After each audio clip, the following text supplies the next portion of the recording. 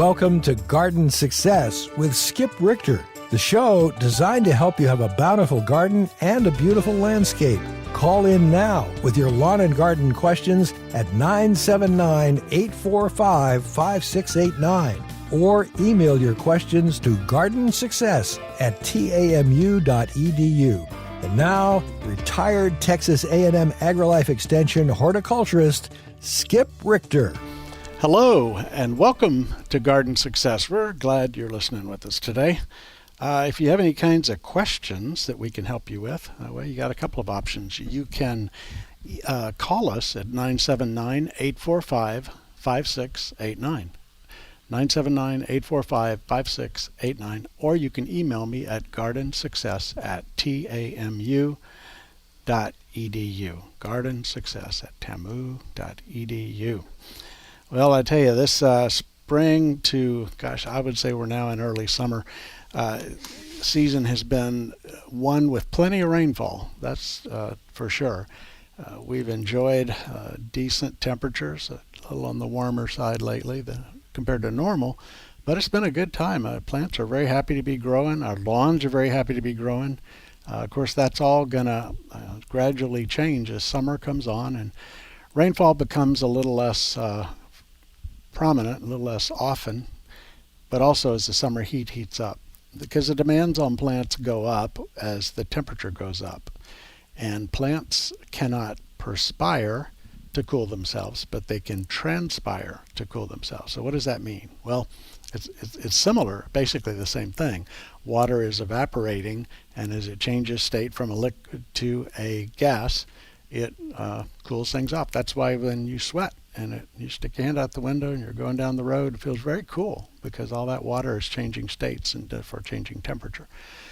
Anyway, that's the nerdy part, but I do enjoy being able to do this show in a college town because I can be nerdy, and I'm assuming there's some of you out there who are just curious about the nerdy stuff too.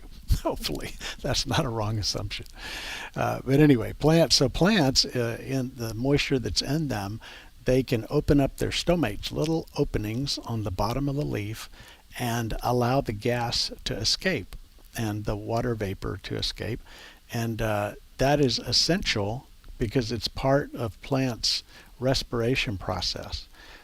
So why am I talking about this? Well, I'll tell you in a little bit, but for right now, just hang with me.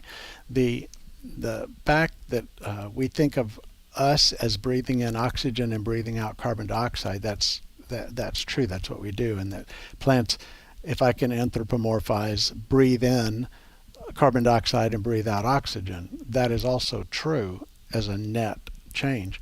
But plants also have to run some little engines within the plant itself that require the opposite of that require oxygen and actually produce some carbon dioxide.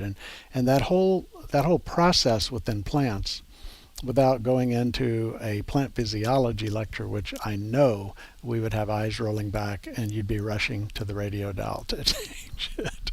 But anyway, without going into that, when plants aren't able to do that, it's a problem for the plant. So, do you know that too much water, it's not the fact that your roots are waterlogged that kills the plant.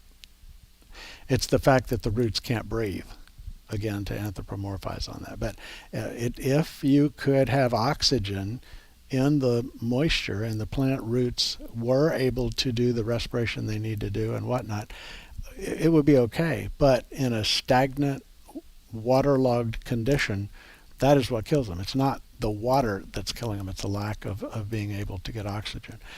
And so above ground, when it gets really hot, plants have to shut off the loss of water because oftentimes they can't pump it fast enough to keep up with the heat and to keep up with the cooling that is going on.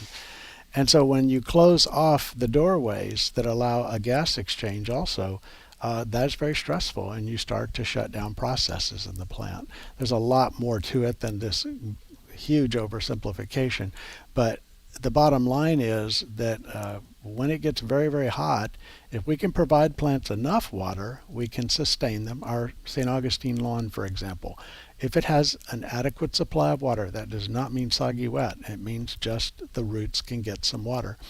it's going to do well despite the heat. But in situations where it starts to get dry, that's when we start to see things like wilting, like leaves being cast off, in more extreme cases, even death of the plant itself. Our tomatoes, for example, that's why they don't set well in the summertime. One of the reasons why. The pollen, the way it clumps and would normally pollinate within that flower, it doesn't work as well. But also, it is a factor that these plants' biological processes are affected by extreme temperatures. And up in the mid 90s is definitely extreme temperatures for a lot of plant processes. It's a wonder plants survive. They're so dadgum resilient. It's amazing to me.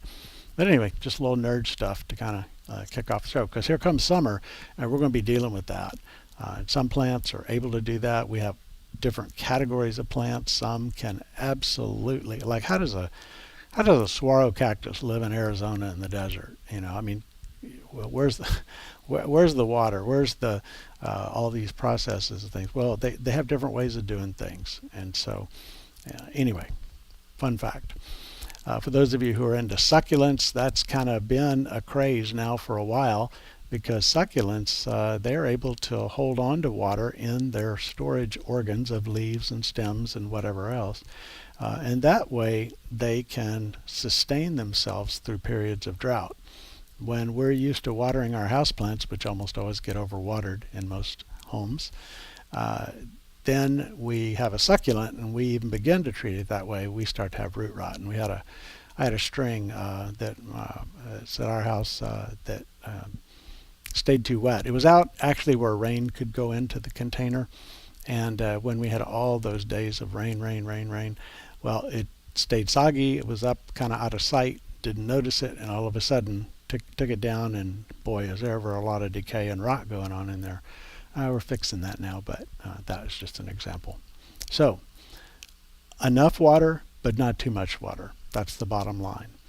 And we're entering the season where pretty soon here we're going to need to be watering our lawns. You may have already watered your lawn, but you shouldn't have had to by now. I have not turned my water on yet, other than when I established some grass. I kept it on for a while then, but it hadn't come back on for a month. And so that process is already done. But grass is very resilient, and the roots are long. When I had established some grass, I took sacrificed for the sake of science. I took a shovel and went down and dug out some of the St. Augustine that had been watered in really well and established, and I found roots down about 8 to 10 inches below, and I know they can go below that, but in a healthy soil with oxygen, your grass plant is pretty resilient. And St. Augustine is probably among the least drought tolerant of our grasses, at least the ones that you would want to plant here. But it is able to put in a good root in the ground. And when you do that, you don't have to water so much. I have areas in the shade last summer that got watered 2 times, 3 times maybe. I can't even remember exactly, but basically I just don't worry about it. If we're getting periodic water to give the soil a good soaking, then you're just not having to water. And we tend to overwater, we waste water. Remember, that's drinking water that you're paying for. And when you pay for water, you pay for sewer. And so even if the water doesn't run down the drain, my understanding is that's still, maybe there's a little different billing schedule. I need to get Jennifer on here. We need to talk about that. It's been a while since we've talked about something like that. But anyway, why waste water? It doesn't make sense, and it costs us all. And by the way, too, the best water for your plants falls out of a cloud. The second best water is what you would have as like an RO water that you make yourself in the house. And we water a lot of our house plants and outdoor containers with RO water. Reverse osmosis, and that's okay. That's good water. And then the third is the stuff that's been, we used to say chlorinated. The process a little different, but chlorinated, and then has in many cases pretty high sodium, high bicarbonates in it, and not that great for plants. And especially as we start overwatering, what we're doing is we're over applying some of the nutrient elements that are not good in excess, like sodium, for example, not good, and that creates its own problems. Maybe we'll talk about that in the summer. But anyway, you get the idea. Give your plants a good soaking followed by a drying out period. I don't care if it's a house plant or if it's your front lawn. Do that, and then you will develop a deep, resilient root system, and you won't waste water. You won't pay for it either, because rainfall is free, thank goodness. I want to go to the emails, and I had an email. This one really I found really interesting. It was from Ann, and Ann had purchased a montezuma cypress in early April, and planted it, and it was staked up to a degree, and it was growing nice and straight, and then it began to bend over. And when I say bend, I don't mean like the pot was coming out of the ground because the whole trunk was straight and leaning. I mean bend like a fishing pole when you got an 8-pound bass on the end. The whole thing is there's a curve starting at the ground and going all the way out, and it leans way out. And a lot of times when trees are grown, they're grown in an environment that doesn't allow their trunks to move. It is maybe in Ann's case, I think she said there were bamboo stakes that were holding it up. And that happens a lot because for various reasons, when you're a tree grower, it's just easier to not have trees that can have issues due to wind. Just hold them straight up, get them to grow fast, and sell them. Under those conditions, the plant tissues do not develop as strong as they would had they had some movement in the wind. And so a tree that grows tall and skinny and straight has not been grown in a natural way that trees grow. Had that been a seedling that came up and grew, as it grew and grew, it would get stronger and stronger and stronger because it's constantly being blown north, south, east, west by winds, and it strengthens the tissues in the tree, the lignin and other things that make a trunk a good, strong structure. So the same thing is true because this is a principle of plant life. In fact, I would say it's a principle of us as well to a degree. But if you were to grow tomato plants in a beautiful greenhouse, lots of light, adequate water, everything's perfect except those plants don't move at all. When you take them out and plant them, they are going to snap, they're going to bend, they're going to lay over, they're going to do just like this montezuma cypress, because they have not developed strong tissues because they haven't moved. And whenever you move things, they get stronger. So when I grow tomato transplants in the spring, I will brush over them with my hands or a pencil or something just twice a day, just kind of go over them, kind of like you're petting your plants, but just move them just a little bit here and there. Some people, some home growers, they have a little tiny fan that oscillates and goes by just to move them around a little bit. Not a gale force wind, but just a little movement. And that actually strengthens a plant, and you get a very strong upright plant as a result. Now, I said this also applies to people. Here is the way I would stretch it to the same thing. If you if you took one of your arms and you just tied it beside your side and you never used it, what would happen when you untied that arm? Would it be as strong as what you have now? Absolutely not. If you went to the gym and you worked out on a schedule and you stretch those muscles and stress them, they're going to grow and they're going to get stronger, right? So I consider it just a principle of nature in many ways. But in plants, and here's the fun fact for those of you Cliff Clavins out there, do y'all remember him from Cheers? The postman who knew everything, or at least that was how it was presented. Here's a word for those of you, you can take your next party. Let's see. I just went blank on the thigmomorphotrophism. Yeah, thigmomorphotrophism. And what it is it means that as plants are exposed to that kind of movement and stretches and whatever, that they get stronger, they grow stronger. It's a natural occurrence. There's a lot of tropisms of plants. They grow toward light. Some grow away from gravity, or respond to gravity, excuse me. And there are a lot of factors that affect plant growth that are trophic factors. Thigmomorphotrophism means you're changing the plant by that movement, by, if you will, petting your plants. Or in the case, so let's go all the way back now to Ann's email. Remember that? Way back when.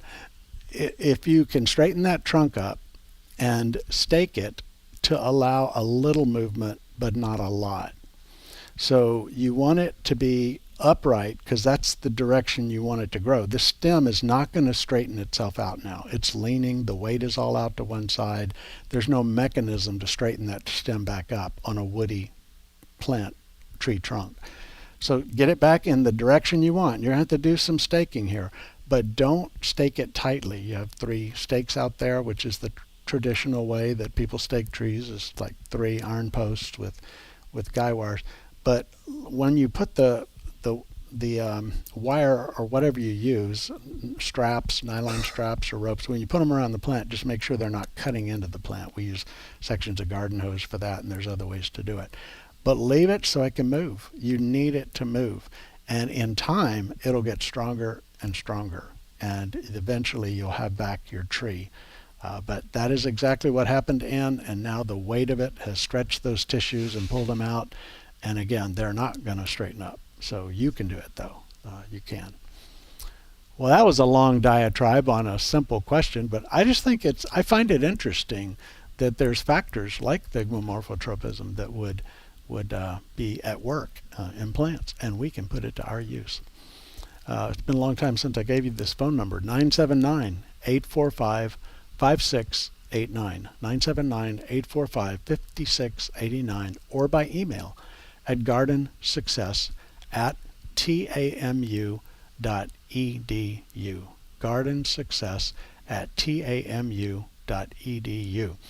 The Post Oak chapter, our local chapter of the Native Plant Society of Texas, is having a program on wildlife-friendly gardening, and it's free, and it's going to be out at the Gary Halter Nature Center, which is in Lick Creek Park, out east on Rock Prairie Road. If you head out east of Highway 6 on Rock Prairie, you will get to Lick Creek Park on your right-hand side, and you just drive in, and the Gary Halter Nature Center is there. And that's where it is. It's going to be on June the 6th. That's a Thursday. Guess what Thursday that is, right? We're a couple weeks away. But anyway, wildlife-friendly gardening. I think you will find it to be a very interesting program. Their programs always are. They are free. The meet and greet starts at 6, and then the actual presentation starts at 6:30. That is not a huge place, so I would get there early. Make sure you can get a seat. But that is the Gary Halter Nature Center, Lick Creek Park, Rock Prairie Road, out to the east. So want to do that. By the way, if you have a gardening-related event or activity or thing coming up, send it to me by email at gardensuccess@tamu.edu, and if appropriate, we will be happy to put that on the air and let people know what's going on. Had an email come from Susan, and it says, well, would I talk some about what are the summer flowers that you can plant at this time? And that's a good question, Susan. There are some borderline plants that personally I wouldn't plant them, just because I'd rather plant something that's going to last longer. But something like a petunia, for example, it's getting on the hot side, or it's going to be on the hot side for petunias. They're still going. They still look good, and they'll take off and do pretty good. But when it really starts getting hot, some of the newer petunias are able to take the heat for a while, but they're not something that's going to be around in August, most likely, for you. So a lot of those kinds of plants that we've been planting through the spring, some of those would be possibilities. Right now, I would do the shift to one of my favorite plants for summer is Angelonia. Angelonia is sometimes called summer snapdragon. Does not look like a snapdragon, other than the fact that it has an upright stalk with flowers along it. But anyway, summer snapdragon, lots of colors. There's blues, there's magenta, there's white. There's just a number of different colors of pink as well, of the summer snapdragon or Angelonia. I like those a lot. You can get them that only get about a foot tall. You can get some that get up 18 inches tall or so, or maybe a little more on some of the series. But those would be good ones to plant at this particular point in time. purslane. Typically we grow that in baskets, hanging baskets, but it is a succulent, so when you forget to water the basket, the world doesn't come to an end and the plant die in a few days. It hangs on. But it is a good one. Closely related to purslane is one called moss rose. And moss rose it's the same kind of plant, except the leaves are skinnier, more like a pine needle shape leaf than a short, fat, stubby leaf like purslane. Beautiful plants. They do very, very well here. Let's see, what else would we put out in this? I just planted a bunch of them. My wife did in a vegetable bed. A Vego bed we have. Oh gosh, trying to think of the ones that we had put out. There are a number of zinnias that are excellent, and they do well in the heat. They just need to keep them adequately watered. There's very upright, tall ones that would be for cut flowers, and those are fun. And then there's short, compact ones that just make a little mounded bush about a foot or so high. Those are really good too. They're very excellent flowers, and butterflies love those zinnias. So there's also a zinnia that stays more of a trailing growth habit, and the bloom, instead of being regular zinnia blooms or size of a golf ball ish, something like that, these are down to about the size of a quarter, and they're single blooms, and they look like daisy blooms. And this comes in a golden orange, and it comes in a yellowish, and it comes in a white. I like the white spilling over the sides, and we planted some of those, and they unlike the upright zinnias, will deadhead themselves. What does that mean? That means, well, when a flower dies, does it now shrivel and stand up there and stay ugly on the plant where you have to go clip it off? That's called deadheading. Or does it do that itself? And these trailing zinnias, they're called Zinnia angustifolia, used to be Zinnia linearis, but the trailing type zinnias, you can just say it looks like a daisy, about the size of a quarter. That's what, and it trails. Those do really well. We have those in some raised beds, and it looks really good. I'm going to continue this answer here as we go. We're going to run to the phones for now, though. Again, the number 979-845-5689. Let's talk to Greg. Hello, Greg. Good afternoon. Hey, we're the people that have the almost red milkweed, and they are starting to bloom. I'm on my way out there now. I'll see if I can get you some pictures. Okay. I don't know if the ones that are the reddest of red, and I don't know if environmental, situations sometimes might produce more red than orange red, but the ones that I've seen already are a lot more red than they are orange. Okay. So we'll see. Yeah. Would you mind emailing them to me? And if you will email them the picture, if you get a picture to me. Yeah. And also, okay. I talked to your cohort out there the other day, and he may have told you that already, but I was trying to get back out. If you could remind me of the address. I know the road. I'm not going to say all that on the air, but okay. that would be helpful. I've slept since then. I understand. We certainly hope that we can make these prosper, and they are a little bit different than normal. So Yeah, it is. And for those of you listening going, okay, what are they talking about? The Asclepias tuberosa, one of our native perennial milkweeds that we have here in this area, typically bloom in an orange, I would say more orange-colored bloom, and he had some that were toward the reddish end of that spectrum. And as I searched online, I did find a reference or two to a redder one, a more reddish one, but I'd sure like to try to save some of those and see if we can propagate them and end up with something as a nice alternative for the home garden. They would, because they certainly seem to be hardy. I mean, these just exist through droughts, and in the case of our hayfield, some of them were cut down, they come back. Unfortunately, I think we lost some in our hayfield due to the fact that it's a hayfield, but the ones that I've seen you a picture of are out in actual pasture. So maybe what I need to do, Greg, is buy a bale of hay from you and use it as mulch in my gardens, and here we go. No such luck. But we'll certainly try to work with you to try to get some of those seeds off of it, or whatever you desire to do with it. Yeah. Okay. Anyway. All right. Well, I appreciate that. All right. Thank you. Thanks a lot. Yeah, that's fun. It's always fun exploring for different kinds of plants. And a lot of our great plants of today, that's exactly how we came by them. People, just went out and checked out a bunch of wild populations and selected one or two or three from here and there and brought them and isolated them. That's how we got the maroon bluebonnet. Dr. Jerry Parsons, San Antonio, Texas, used to be with AgriLife Extension.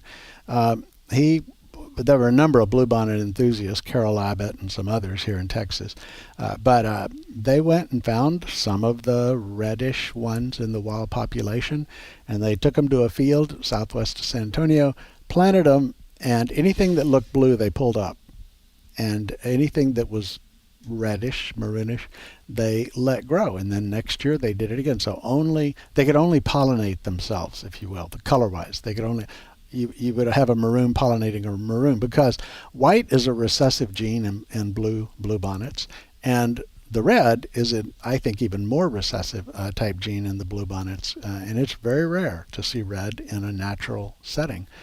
But by doing that, we now have white bluebonnets. We have one that's sky blue.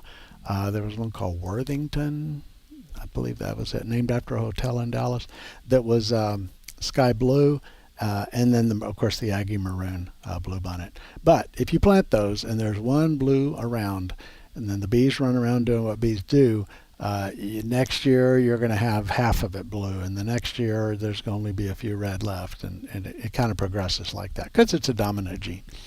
But that's the fun part about doing this. I've been doing a similar thing with the Mexican hats, which are blooming right now on the roadsides. The Mexican hats, beautiful. Some of them are all yellow. Some of them have a lot of brown with a yellow tip in them, or some other pattern in the leaf or in the bloom like that. And then some of them are kind of I wouldn't say maroon, but they're maybe dark red's a little more accurate, but they're interesting. And so here we go, collecting and planting and roguing and seeing what we can come up with there. So that's the fun part. That for those of you who aren't into the horticulture part of it, it's like, oh my gosh, why would you do that? For others, it's like, where do I sign up? We're going to go back to the questions about Susan's summer flowers. In the shade, things like wishbone flower, Taurinia is a name for it, wishbone flower, and impatiens and New Guinea impatiens and balsam are all shade-loving plants that bloom. So I would suggest you consider some of those things. In the shade for foliage, you can do caladiums. You can do something called Persian shield, but that needs to be a very bright shade, maybe a little bit of direct sun, in order for it to develop the beautiful purple color that it will develop. And boy, will it ever develop a beautiful purple color. So I would say that would be a good option. One called chicken gizzard or beefsteak plant, and it kind of looks like a raw steak, the bloom color, or the foliage color, I'm sorry. That's pretty accurate for the color that it is. But it does really well in a bright, fairly bright shade. And then there's some others in the shade. Back into the sun, to part shade, pentas are an excellent thing to be planting now. Pentas are called Egyptian starflower. Each bloom group is like a little mini bouquet of tiny 5-petaled, hence the star, 5-petaled flowers. They come in white, they come in lavenderish, pinkish, deep, true, bright red, lots of different colors for the pentas. You can get the short R ones, which are about a foot high, to pentas that get even considerably taller than that. So those would be a few of the options for shade or for sun. Also in the sun, remember foliage is your friend. And when it's hot and things that would have bloomed stay alive, but they just don't bloom well, that's when foliage can really shine. There are plants that, like copper plant, that have a coppery colored foliage. There is Joseph's coat, which has multicolored small leaves. By the way, you should go online. You should go on campus to the gardens on campus. The gardens have been around for a while now, and they always have things on display. So if you want to know what would be a good summer plant, go look. They've got a lot of things there that would be excellent options. Another foliage plant is the ornamental sweet potato. The more common one is kind of a chartreuse color in between green and yellow, very light green, and it brightens up a shade, which reminds me, when you're putting things in the shade, you always want to use white or very light colors. That draws the eye. It brightens a shade. I like to say it this way, that it's like turning on the lights in the shade. We just planted a bunch of Aztec grass, which is a clumping plant it looks like a liriope that has a lot of white streaks through the leaves, more white than green. But it's actually related to the mondo grass, monkey grass, and liriope. But I don't know. I wish we wouldn't call it grass because it's not a grass. Anyway, it makes a beautiful clump, and ours is lining a bed. And if you have it around the side of the house, maybe it's a shady pathway, you could put this in there, and if it needs some light, but definitely not full sun, it draws your eye in there. And anything that blooms white or light colors is good. You take a dark purple bloom, put it in the shade. Even if the plant were happy, you're not going to see the bloom. It just disappears in the darkness. So there's just a little tip there for that. But the sweet potato vine will take quite a bit of shade and do okay in it. It's used spilling out of containers, and it could be used as a ground cover also. Just be aware that it is a sweet potato. So when you pull it up, you're going to have some little storage organs in the ground. And if you don't get those out, they'll sprout back, and you'll have it again next year. So maybe you like that, maybe you don't. But anyway, those are a few. I'm sure there's a dozen other good plants I should be mentioning, but hopefully, Susan, that will get you off to a good start here. And if I think of some more as I'm talking here, I'll mention it. Our phone number is 979-845-5689, 979-845-5689, or by email at gardensuccess@tamu.edu, gardensuccess@tamu.edu. Let's see here. I wanted to had a question on email that now I'm not finding it, but I'll eventually find it here in just a moment. I talked a lot about the flowers and about the principle of thigmomorphotropism in plants and why that's important to us to make a good transplant.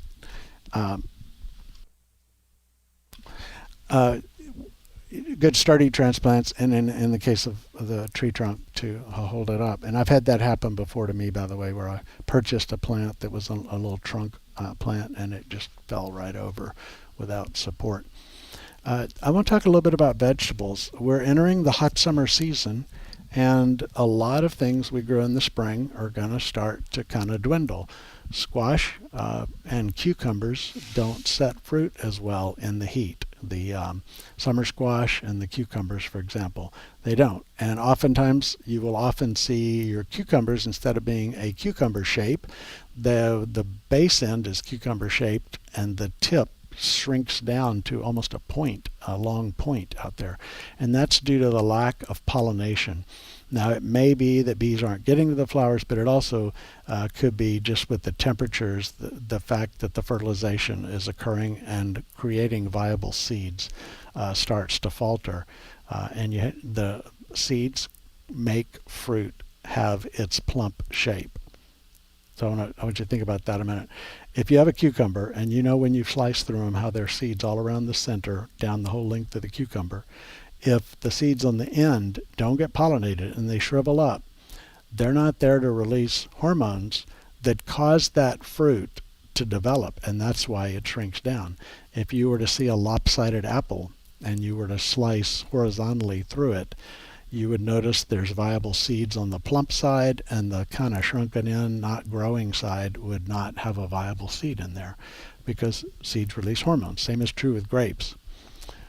Here I go again, not nerding out, but for those of you, inquiring minds want to know, remember that? So if you care about that. Thompson seedless grapes, when you go to the store, they're watermelon-shaped things, right? They're oblong, maybe not quite like a watermelon, but close. Well, a regular Thompson seedless without any hormone on it, because it doesn't have a seed in it, it's a very small little grape, like into your finger, a little small thing. And when the growers will add the hormone that is missing from the seed in a spray and cause it to grow a very large, plump grape. And so that's just an example of circumventing what nature didn't do in order to have something that's worth eating. See, plant principles just apply all over the place, and that's one of the reasons why I think it's important to understand how things work. I know a lot of people are just, okay, my lawn's dying, what do I spray it with and where do I get it, kind of thing. But I like to think about these things, because once you learn to think like a plant to some degree, as you do it, learn more and more, you're able to solve problems that you haven't had before, because you know how to think through it. And I would hope that you're learning some things here on Garden Success, that is going to help you to have that kind of success out there in your gardens. If you want to see the other end of that spectrum, go to social media, where you will hear every kind of "that ain't true" in the whole world. It is maddening to go to social media and hear people that are experts say things that they don't know what they're talking about.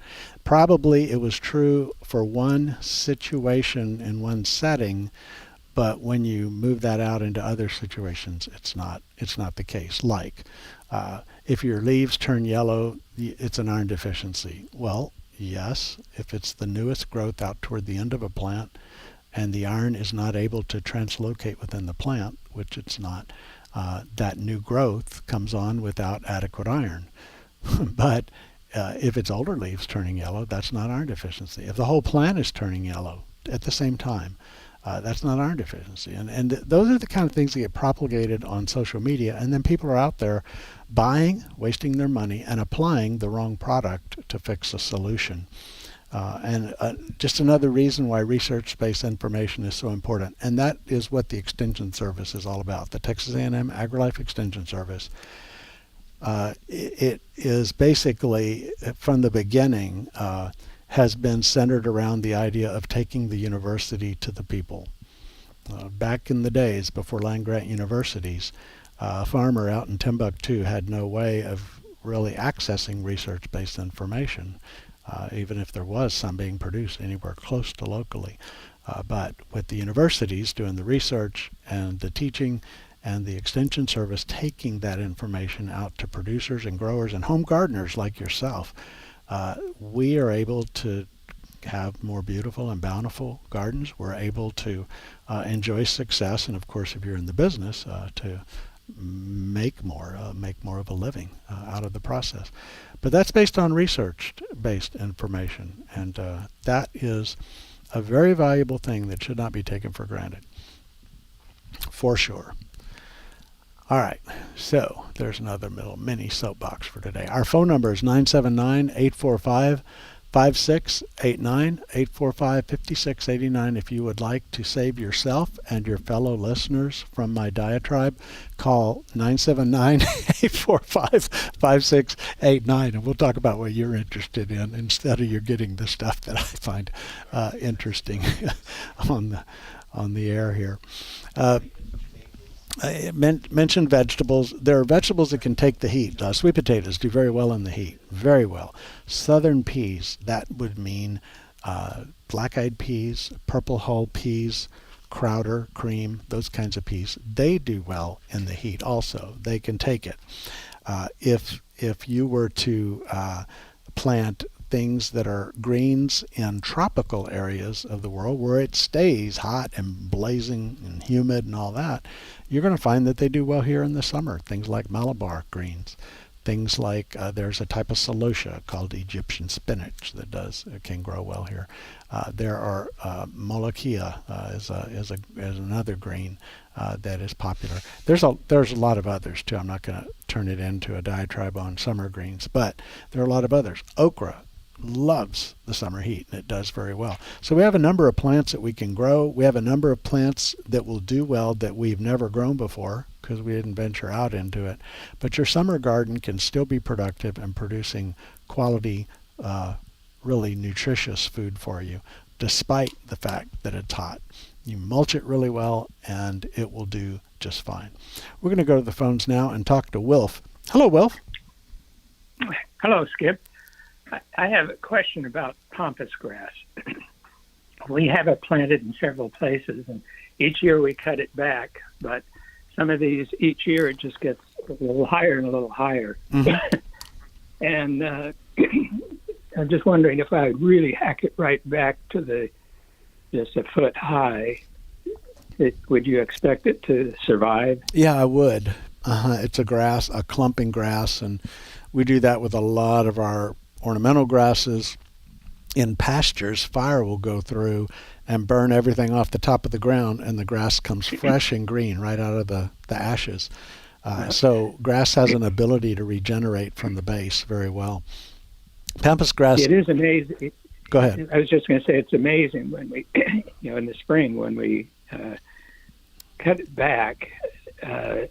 In a day, you can see it's grown an inch. Yeah, it does. It's very willing to grow. Pampas grass is a big one, and it used to be fairly popular, and then for various reasons, it kind of has fallen from popularity because they are big and because those leaf blades are sharp. And you probably have encountered that.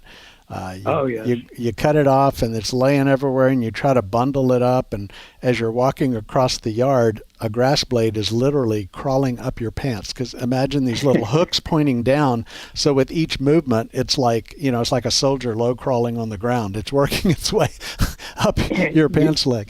And you've described it well. Yeah.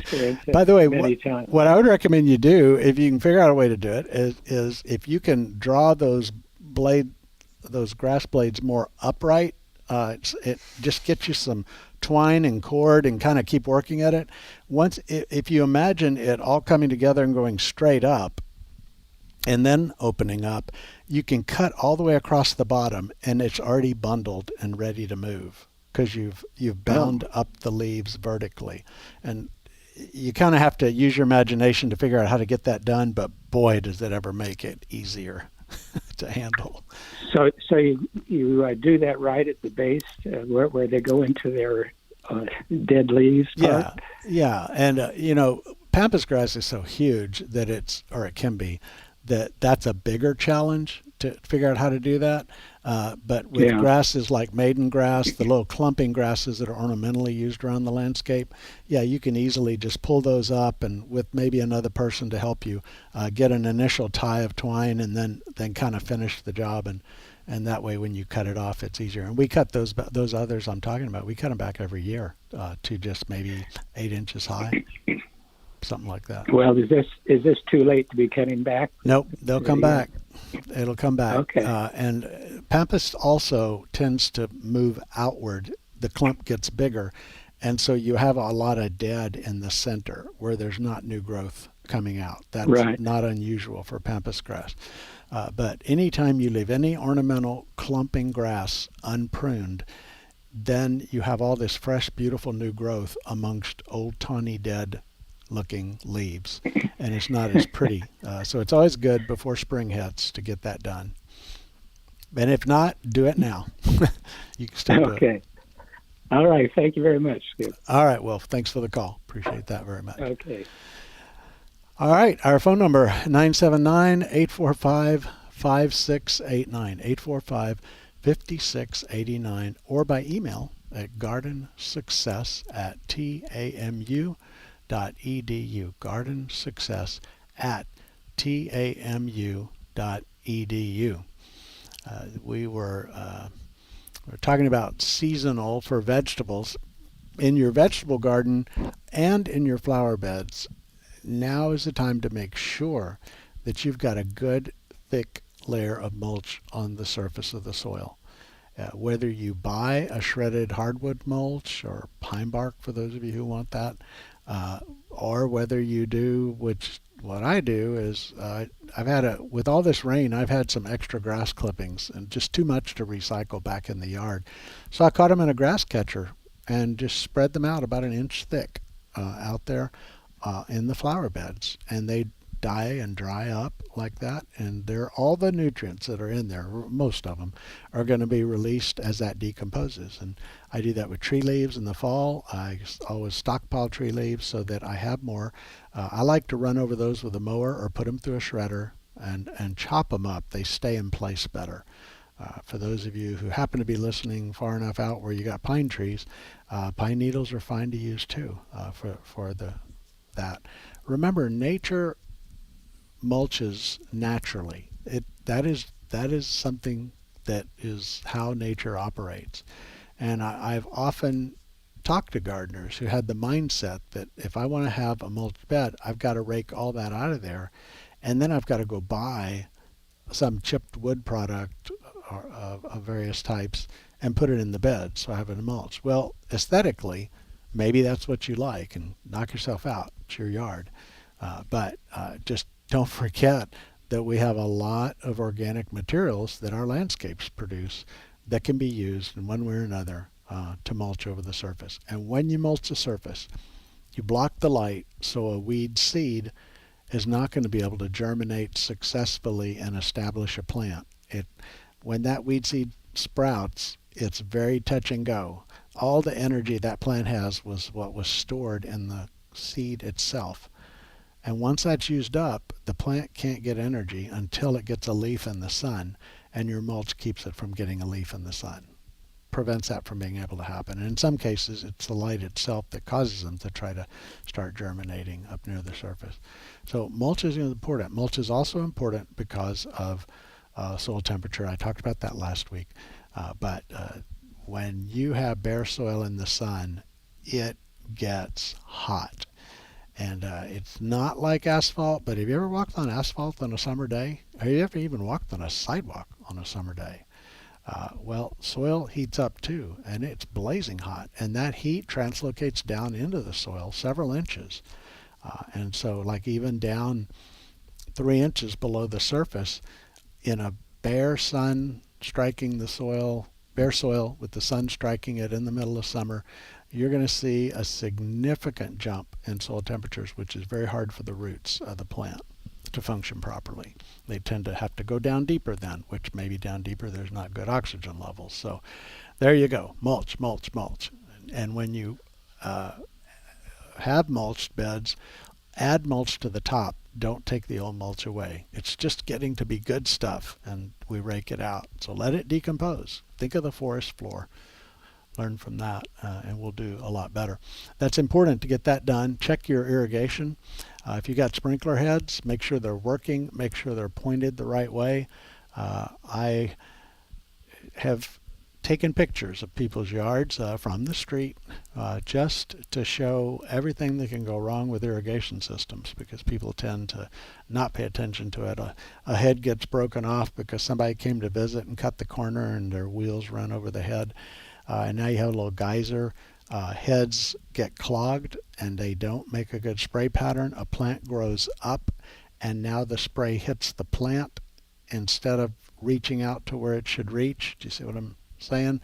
Heads get misaligned. I told you this on the air before, but when I lived in Cypress, Texas, in Houston, Northwest Houston, my neighbor, his heads were so misaligned they sprayed my car in my driveway. And so, yeah, they washed the car. So I'd park backwards on some days so he could wash the other side of my car. But that's just waste, just wasted water. Heads that are water pressure that's too low and the heads don't reach from one sprinkler head to the other and there's a gap out there, then no matter how much you water, you can't keep that wet. Pressure that's too high. I've got some neighbors that have this situation. The pressure is so high. We have high pressure in general here in this area. The pressure is so high that instead of being large coarse droplets which fly through the air long distances and land on target, we have almost a mist. In fact, there is a mist that comes up, and you can see it kind of drifting in the breeze. That's a high pressure problem. And a good irrigation person can help you fix that, or if you're a dedicated do-it-yourselfer, you can learn how to do it yourself. But check your irrigation systems. If you don't have drip irrigation, you need to try it. Now, the easy way to start with drip, and I've done this in my garden, my vegetable garden, and we're about to do it in 2 different flower beds that we've renovated, is you just get a hose end attachment that's a timer. And you attach to the timer a filter to keep sediments out of your lines, and a pressure regulator. So despite our high pressure, you're able to put the right pressure into a drip line. Drip lines need to be about 8 to 10 pounds PSI, pounds per square inch of pressure. And we're probably, 70 coming out of the tap here? I don't know what exactly it is, but I think that's close. But anyway, and then wind your drip lines through the bed. And then when you water, all the water you put on, it's not flying through the air and evaporating. It's not wetting the foliage and increasing disease problems. Every time you get the foliage wet, certain types of disease proliferate in that. And so the drips underneath, it's the most, you get the most bang for your water bill buck. Okay, that is a good idea. So why not try it? You can go. There's a lot of places that will sell those kind of systems. You can do it online. You can do it in some local stores that carry drip supplies. And why don't you just try that? Get you a timer, get the little setup, and try a bed, or try your garden beds or something. It sure is efficient. And you can get fancier than that, where you have little gate valves where you can water one section or one garden bed but not the next one, and so on. But anyway, that's important. When you keep the soil moist, plants just thrive. But you need even moisture through the soil. One of the challenges, this is a little off topic, but it is still related. One of the challenges with getting hollies established around here is that the first 3 years, it's kind of touch and go. The hollies are not an extremely drought-tolerant plant. As they get established, they're able to do better because their roots are reaching into large volumes of soil to take a little water from here or there. But the first 3 years, I recommend hand watering them. I was noticing Neil Sperry, who writes for the paper here, the Eagle, and has always been an excellent horticulturist. Very good information. Neil was saying that you should hand water your hollies for the first 3 years, and I totally agree with that. And remember how I said that foliage can take a sprinkler and knock the water down, stop the water from reaching where it would reach? Well, hollies are very stiff-leaf little plants, and so they really do that. And so you have sprinklers coming on that should wet the whole area, but they don't. And you got this one little area out there that is not getting watered when you water, and that is not a good recipe for success with hollies for sure. They need to have good, moist, dependably moist conditions. So just plan on hand watering them. And all you got to do is, if it's a new plant, you're watering it pretty often because it's getting roots established. But, as it goes, you may be, let's say you're watering it a couple times a week, and then you go to maybe once a week as we get several weeks in. And then you're just continuing through the summertime about once a week with a good soaking of that area. You're going to have success. You paid a lot for that plant, so why not keep it alive? All right, that was just a side tip on the watering. I mentioned vegetables and flowers. I just want to talk a little bit about herbs. Herbs are a wonderful plant to grow, and we describe it as, like it's one thing, but there are so many different kinds of herbs. There's annual herbs and perennial herbs. There's woody herbs, shrub, like bay leaf would be what I would call a woody shrub herb, which you can grow here, by the way, aside from a couple of doozies. I don't know how to say that. Anyway, but why not try some herbs? Herbs can be in a flower bed. They can be in a vegetable garden.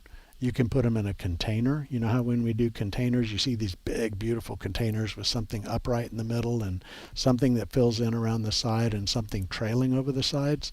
why not use oregano to trail over the side, or thyme to trail over the side?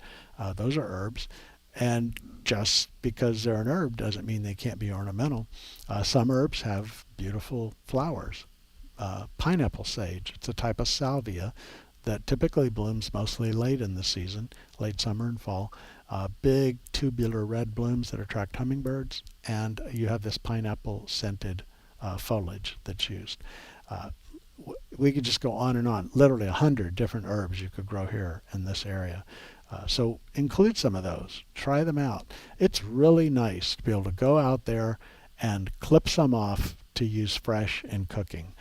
When you dry an herb, you've already changed the flavor a little bit because certain things could be driven off in the drying process. And then when you store it for a year, and I know if your place is like mine, you got spice jars in there, and I don't know when they were purchased, but they've been there a long time, and they're losing their quality. And you can just go out and have fresh herbs right out of your garden. A lot of the ones that we use a lot of, rosemary is an excellent one for our area. Rosemary, if given good drainage, will do very well here. If it's in a low spot with heavy clay soil, it's not going to be happy, and you're going to get a lot of decay and rot. But if you get it up in a bed that drains very well, or in a large container, we're about to plant some in a very large container to put out in front of the house. It makes a nice little evergreen shrub. Plus you get rosemary. There's even one called barbecue skewers, and it grows straight upright stems, and you can just slide your shish kebab stuff down that stem of rosemary, and the stem itself is your skewer. Sounds fun, and it is fun. So try some herbs this year. One that's fast and easy and goes all the way through the summer season is basil. There are lemon basils, there's cinnamon scented basils, there's Thai basil, there's the basil shoots that are so popular in pho soups, the very watery, clear watery soups. There's basils for that. If you want to make pesto, a Genovese type of basil is wonderful. There's nothing like fresh basil pesto. Very good. Lots of different ones. There's one called, we got one, I've had it for a couple of years now, or I've replanted it, they're annuals, called Evergreen Towers. Everleaf Evergreen Towers, something like that. It has the word tower in it. That's the one. And it is probably maybe a foot wide, maybe a foot and a half wide, and it goes straight up. Mine got to be about shoulder high in the garden. Really cool, kind of fun. So you talk about an ornamental, there you go. That's your thriller in the middle of that planting container. So try some herbs this year. Try some other kinds of herbs that you haven't grown before. Just read about what they want. Most of them want sunlight. Some of them would appreciate not having hot afternoon sun. But basil works good. Now basil will reach a point where it blooms, and then it doesn't produce as much of the foliage that you want. So you can replant. And the only thing that basil doesn't like other than soggy soil is cool weather, cold weather. Well, we're not going to have any of that for a long time. Thanks for listening to Garden Success. We're here every Thursday from 12 to 1 to answer your gardening questions. In the meantime, if you'd like to email us, just do so at gardensuccess@tamu.edu. And remember, including photos, make sure they're in good, sharp focus and attached, not embedded into the text. You've been listening to Garden Success with retired Texas A&M AgriLife Extension horticulturist Skip Richter. Join us again next week as Skip discusses your questions about gardening and landscaping in the Brazos Valley.